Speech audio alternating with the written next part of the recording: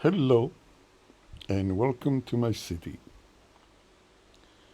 I'm playing on a Polish server, so the language is Polish. I can read it, but I'm not very familiar with it. I'm not very good at it. So I'm using this server to improve my Polish by using Google Translate. So, first things first, let's check out the city and how long have I been playing here. So, today is the 17th day, so 2.5 weeks. 16 days behind me.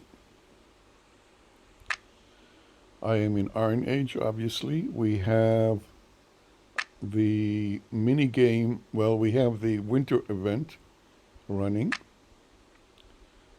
and I need to do Guild Expedition first level. So I have about 5 encounters left to complete it, and I have 23 hours to do it in. No, 23 days to do it in. It will end. How many hours left? 3 hours and 15 minutes before this particular, but it actually doesn't apply. It can take longer.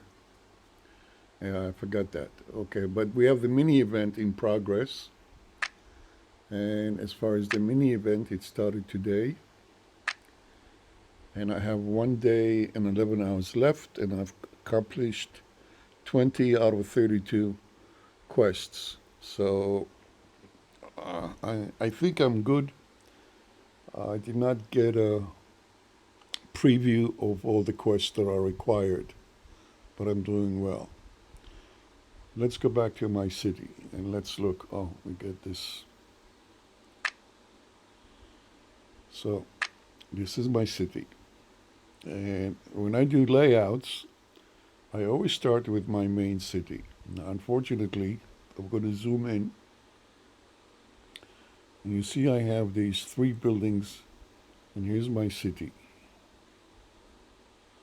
So there's one road connecting the CDM, Tower of Relic, and a 4x4 special building that gives me goods from the previous era and gives me 3 forge points every 24 hours. So I always have 3 buildings connected to the one road over there. Okay, now you can see what I've done. I've taken this road and I've taken this particular rogue hideout and connecting them also with only one point. And I have space for a building which I don't own yet that only requires one spot but also requires a road. And then I also have spaces here, 4 of them, for 4 of those additional buildings. I wasn't sure whether this particular mini game will give me any of those or not, but I was prepared for it. So you can see the road going down from my city. So I have one spot over there in that corner, another spot right here with rogue hideout in this one. So then you have this. I'm going to move the buildings out of the way so you can see the roads coming out of my building. Oops. All right, so there you see the connection. Now this is a special building that I just picked up. And to show you what I mean by that, it's a building that's been upgraded. And in 24 hours, it gives me 50 goods. It also requires 533 population. It's one of those special buildings. I have 2 of them because it provides me with a little bit of an attack bonus and it gives me 50 goods per day. And because I'm in the third week of Iron Age, I need goods. I need goods for negotiating in GE and negotiating in Guild Battleground. But I just completed my first level of the Japanese settlement, and that gave me a wonderful bonus. I'll show it in a minute. Now, here again, I got three great buildings. Observatory, and you see it's touching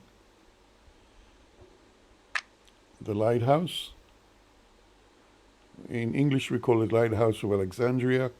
In Polish, they mentioned the pharaohs, which were the rulers of Egypt. And then I have here, okay, so not very efficient because I have the observatory hit a road on two places. But that will change as my city grows. But the principle is always the same. My arc also is just touching one. Actually, in this case, it's touching three. 1, 2, 3. Again, because my city isn't that big, I don't have that much space, but the principle is the same. I put all my great buildings at the edges so that the minimum amount of roads touch them. And basically the rest is simple. In here, I put this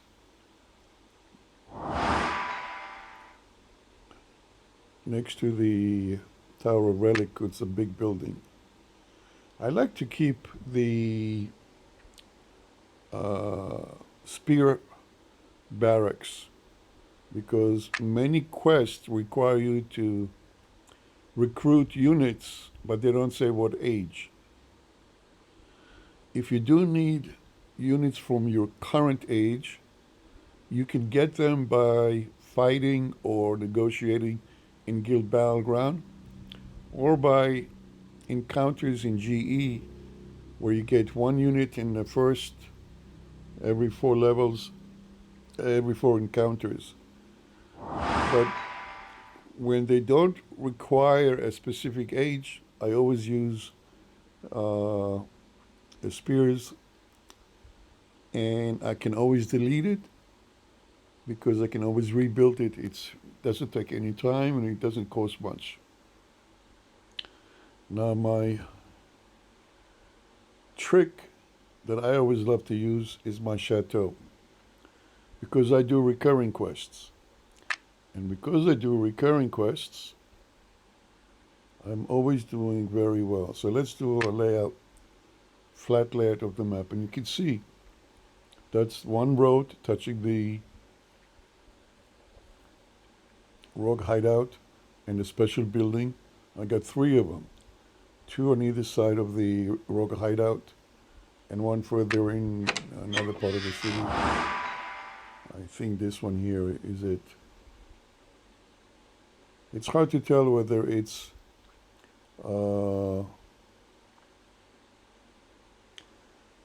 because it's on the flat map it's the same as the 4x4 goods building for the stones, and I like the stones because I have the world map gave me that I can build the stones, and I can build clothes and jewelry in Iron Age, and the winery, which is here, in Bronze Age. Again, I use these buildings only in the beginning because I need goods. Right now, my chateau is providing me with 10 goods each time I get the quest. Now, the recurring quest, there are 14 of them.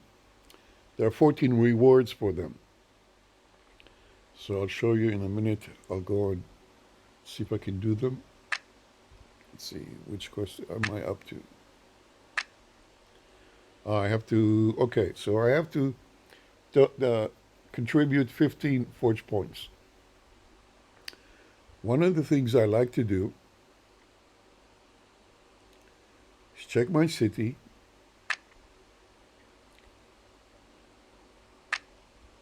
And as you can see, I can see people who are sitting in my tavern.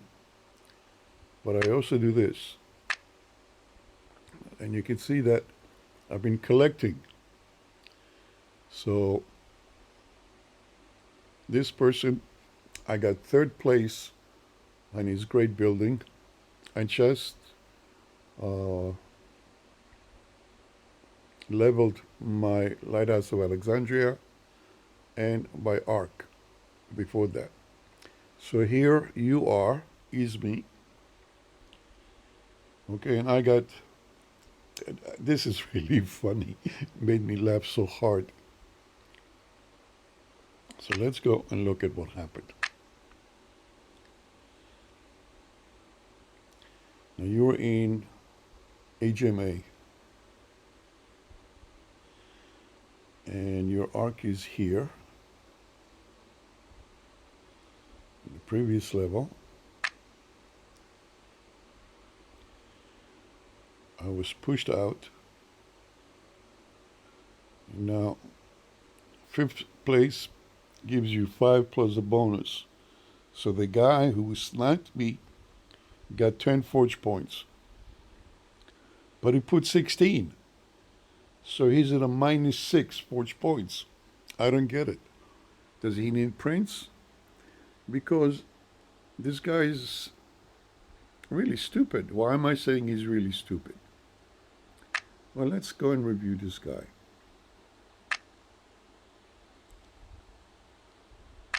All right. We'll type up his name. And here we are. Now, he's not my friends list. He's not my neighborhood. So there's not much information I can get here, but that's okay. It's his guild.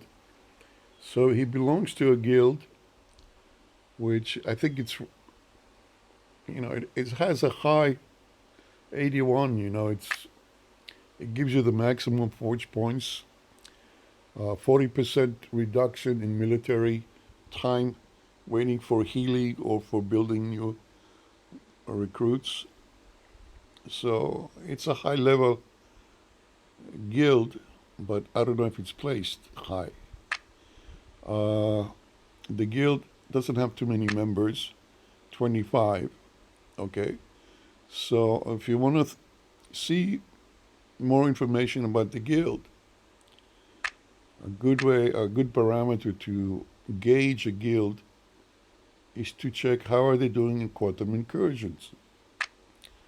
So the guild, I'm just going to do it quickly, and I believe it's WSP.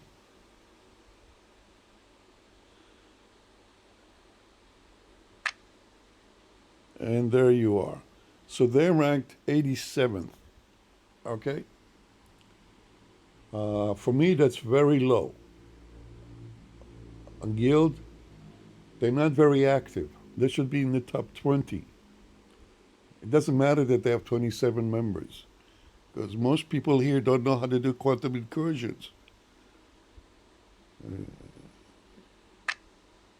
See, my guildmates, they're terrible. They just finished a quantum incursions, and they had 1950 points and 1170 points. And then if you look at all the weeks that they have together, they have 712 and 455,000. It's really, really bad.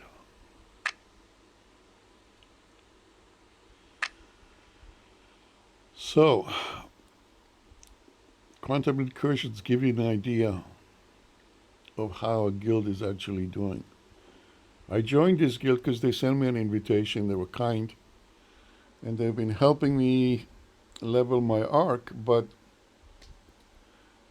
they're not listening to my messages. They're not paying attention to my messages. And I don't know if I will stay in this guild. Okay, so I got a message. Okay.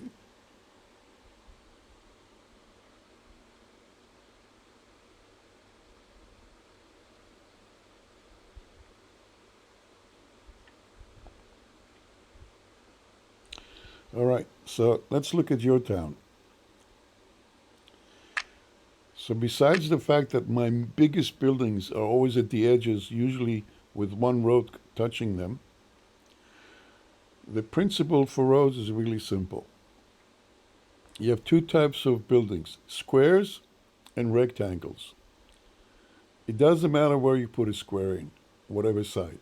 A rectangle, it does, because when you have a width and a length, the length is longer than the width. You always want the width to be touching the road, not the length. Sometimes when you're at the end and you still have some extra buildings and you have no choice, okay, you do what you do, okay? But as a guiding principle, you've got these alchemists lined up correctly because the width is 2 and they're all touching the road. And what I don't like is how you have this row of buildings, great buildings, and okay, at least the Alcatraz, if I can see from what I imagine it, is only touching one building, and that's good. Same here with the Relic. But look, your arc is touching the road on the length side, not on the width side. And you should really bring it down so it's only one point. The other thing is, I don't know if you are aware, but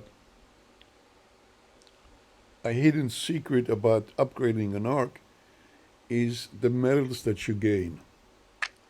And by gaining metals, you get more expansions. So I'm up to 65,000 metals for my next expansion.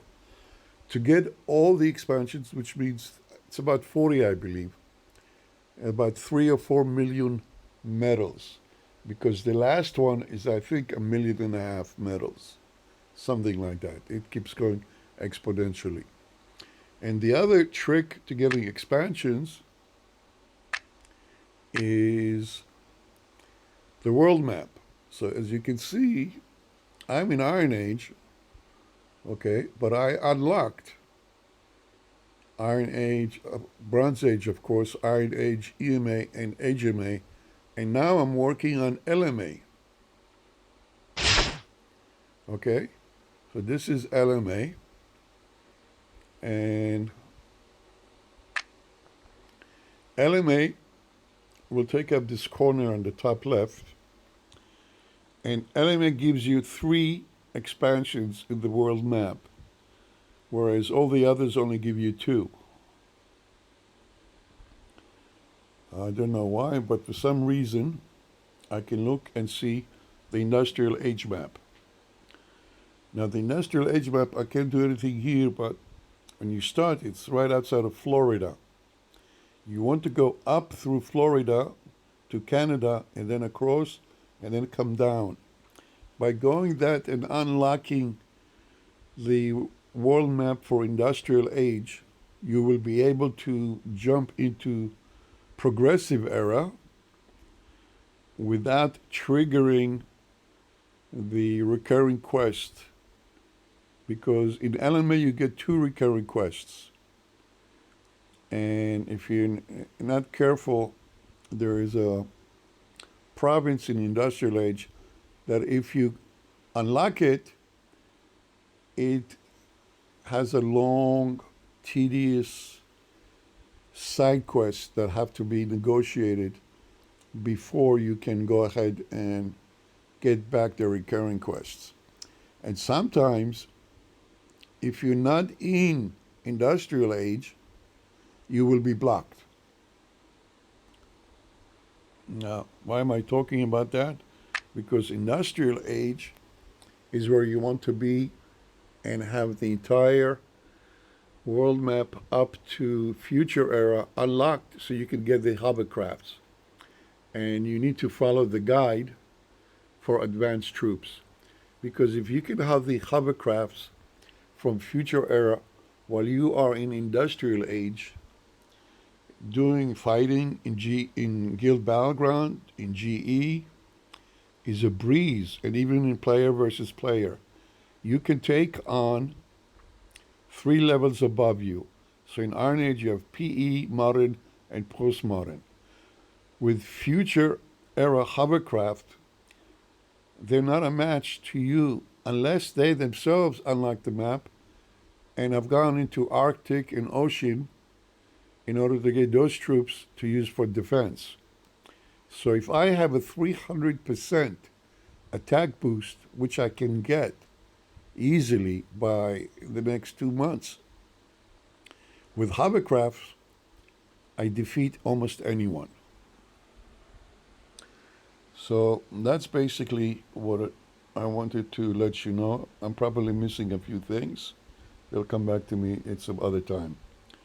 But I'm going to end this video here.